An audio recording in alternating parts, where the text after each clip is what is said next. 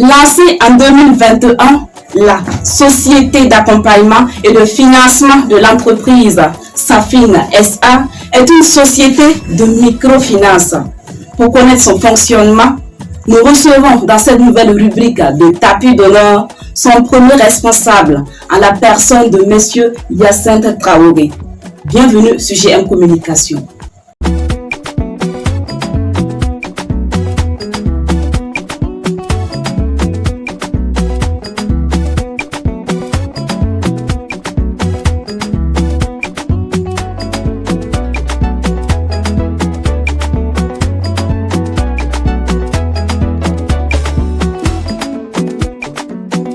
Bonjour DG et bienvenue. Bonjour. Vous êtes le directeur général de Safin SA. Quel est réellement le rôle de cette institution? Merci beaucoup pour cette invitation et cette opportunité que vous nous offrez de parler donc de Safin SA.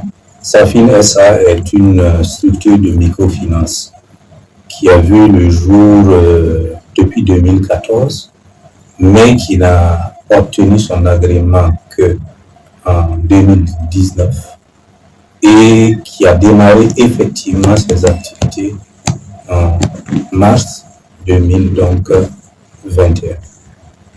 Safin SA en fait a été créé sur une initiative de la Chambre de commerce et d'industrie du Burkina Faso qui, après une étude, a décidé donc de créer cette structure qui a pour principale mission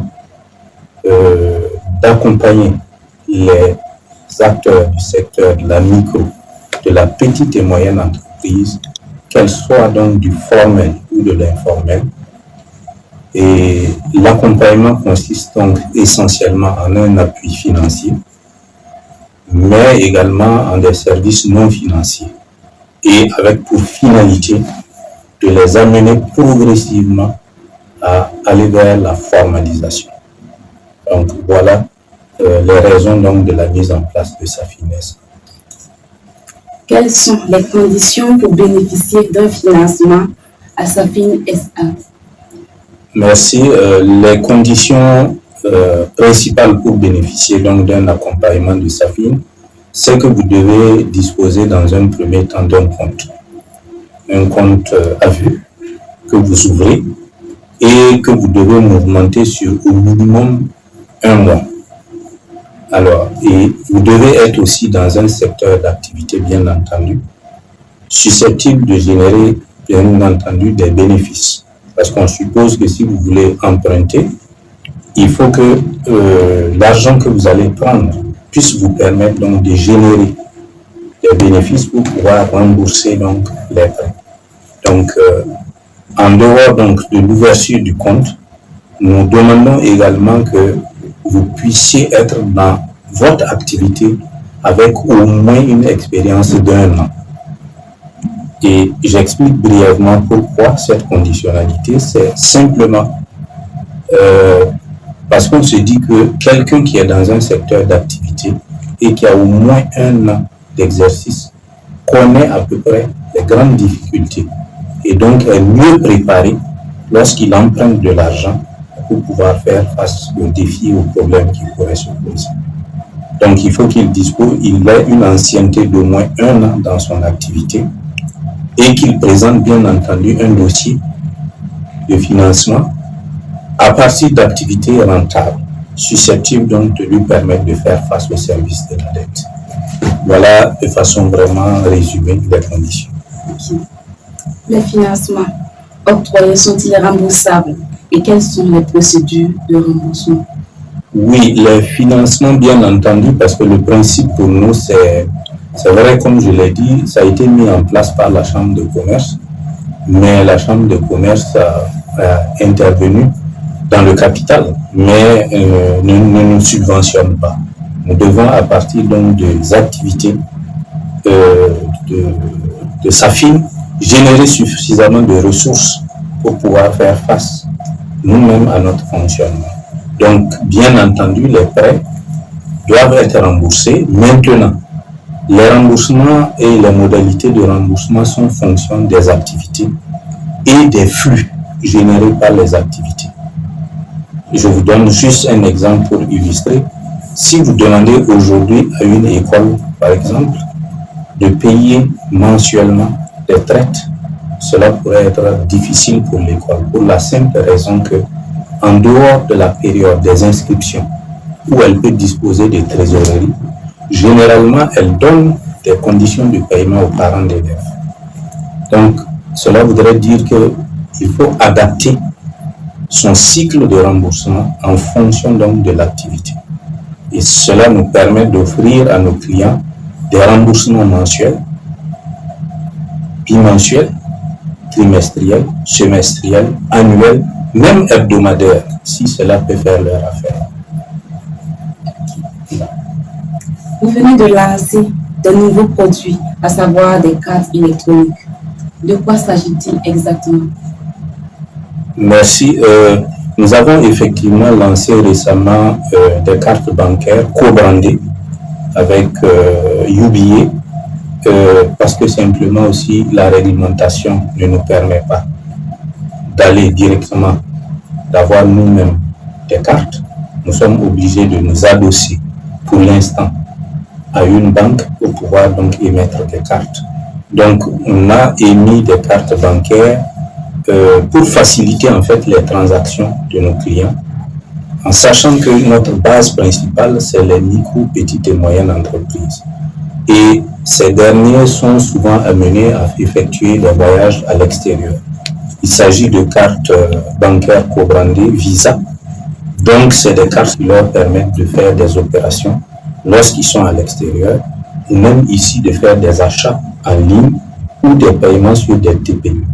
C'est des cartes qui ne sont pas liées à des comptes. C'est-à-dire que c'est des cartes prépayées. Vous devez charger les cartes pour pouvoir les utiliser. Ce qui prémunit les intéressés, bien entendu, le risque en cas donc de fraude sur la carte sera bien entendu plus limité que si c'était des cartes qui étaient adossées à leur compte. Quels sont les projets futurs pour Safin SA?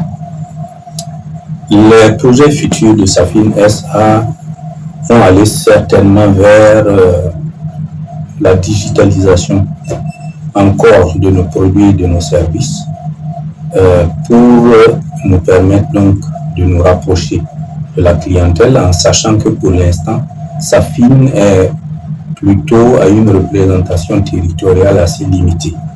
Nous sommes présents à Ouaga, à Bobo, à Koudougou.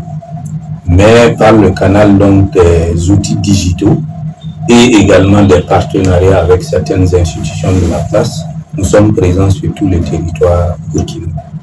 Donc nous irons certainement vers une digitalisation des produits, des services que nous offrons et certainement également, si le contexte le permet, nous irons certainement aussi de plus en plus au niveau donc des régions, en sachant que l'un de nos objectifs dès la création, c'était d'être aussi au service des acteurs de l'économie dans les régions.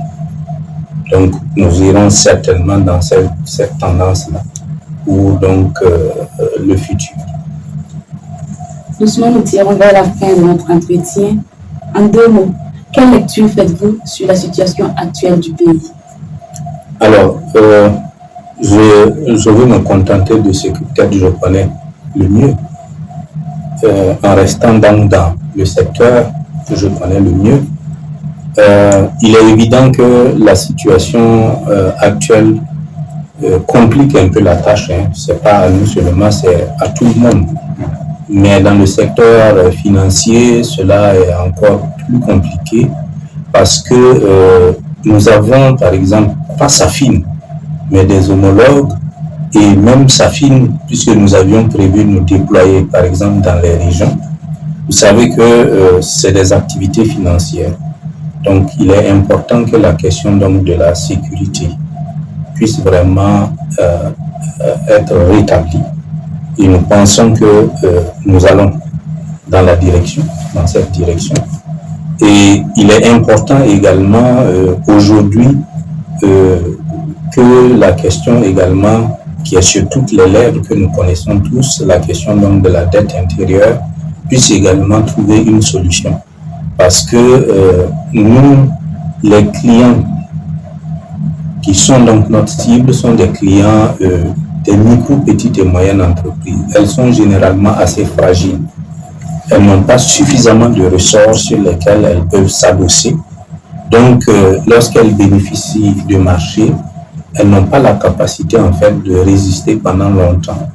Et elles n'ont pas suffisamment de fonds également pour pouvoir recycler et mener d'autres activités. Dès lors que le peu qu'ils ont est bloqué, vous comprendrez qu'il y a des effets un peu. Donc notre souhait le plus ardent, c'est que on puisse retrouver la sécurité et que avec l'aide et l'accompagnement des autorités, la question également de la dette intérieure puisse être traitée.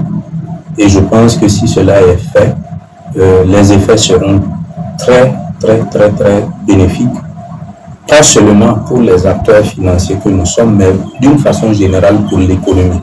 Parce que c'est ces mêmes acteurs-là qui payent les impôts, c'est les mêmes acteurs qui payent la douane. Donc, et on sait très bien que c'est à partir de ces recettes que l'État arrive également à mener toutes ses activités.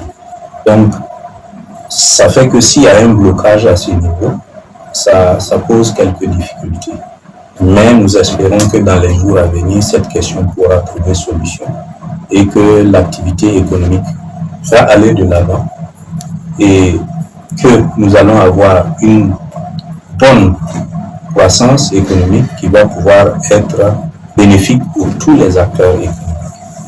Mesdames et messieurs, nous recevions dans le tapis d'honneur le directeur général de Safin SA, Monsieur Yacine Traoré. Je suis Thérèse Danem, à la réalisation René Soura. On se donne rendez-vous très prochainement. Sur ce, portez-vous bien.